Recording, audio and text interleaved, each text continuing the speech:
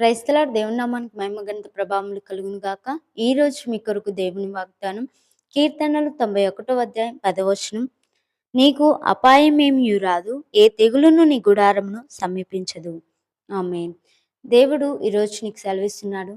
ఏ అపాయము రాదు, ఏ తెగులును నీ గుడారమును సమీపించదు.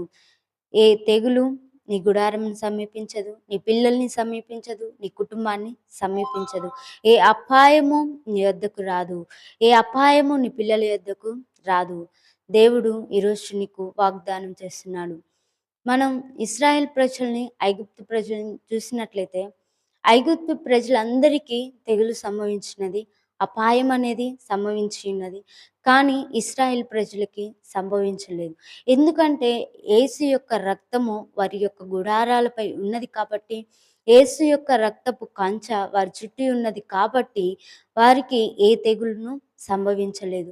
అదేవిధంగా ఈరోజు నీవు ఇంతవరకు తెగులు చేత, అపాయం చేత ఉన్నావేమో కానీ, తెగులు చేత నీ కుటుంబము ఉన్నదేమో కానీ, తెగులు సంభవించి నీ కుటుంబం ఉన్నదేమో కానీ, ఈరోజు ఇది మొదలుకొని నీకు కలిగిన ప్రతి అపాయం నుంచి దేవుడు విడిపించబోతున్నాడు.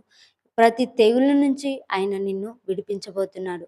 దేవుడు సెలవిస్తున్నాడు, ఏ అపాయము నీ యొద్దకు రాదు, ఏ తెగులును నీ గుడారమును సమీపించదు. ఈ రోజు నుంచి దేవుడు నీకు ఆ వాగ్దానం నీ యొక్క జీవితంలో నెరవేర్చబడును గాక. దేవుడు చేసిన వాగ్దానం నీ జీవితంలో, నీ పిల్లల జీవితంలో నెరవేర్చబడును గాక.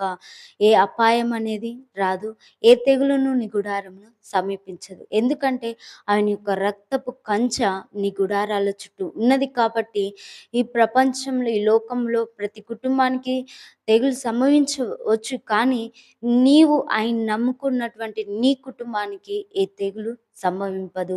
ఏ ఒక్క అపాయము నీ యొద్దకు రాదు. ఎందుకంటే దేవుని యొక్క రక్తపు కంచె మీ చుట్టూ, మీ పిల్లల చుట్టూ ఉన్నది కాబట్టి ఏ అపాయం అనేది నీ యొద్దకు రాదు. ఆమేన్. Praise the Lord. దేవుని నామానికి మహిమ ప్రభావములు కలుగును గాక.